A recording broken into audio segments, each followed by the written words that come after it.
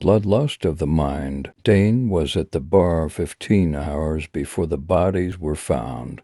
He was in the city of Philadelphia, having fun, making baits, and not thinking of tomorrow.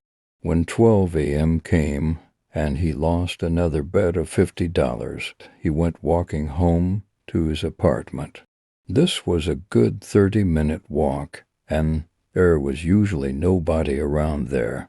It was a very dark night as Dane walked and blew hot steam from his mouth to counter the cold. He started to think of dark things that he could do.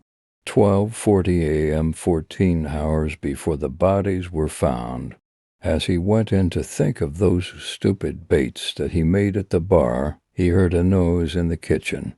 He grabbed a bat from his room and slowly went into the kitchen. He then swung and hit something. He went to turn on the light, and he looked at his dog on the floor and fell down onto the floor crying. He held the dog in his arms but realized something. The dog was already dead before he hit it. Before he could get up, someone put an alcohol-covered towel over his mouth and made him pass out. It was 3 a.m., 11 hours before the bodies were found. Dane woke up chained and beaten. He could hear someone talking from somewhere and yelled, "What do you want from me?" He then saw 5 people show up with weapons. They then said, "We want our money back." Dane then remembered that at the bar he made a bet with these guys from the Mafia for $1,000. But after they left, he made more baits and lost all the money.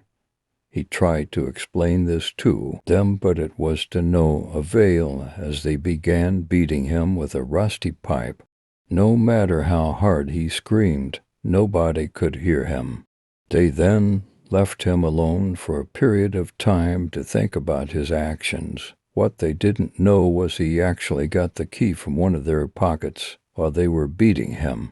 He then unchained himself, and as he began to leave, his dark thoughts began to come back, as this was the perfect moment to unleash them and get revenge on those who beat him up.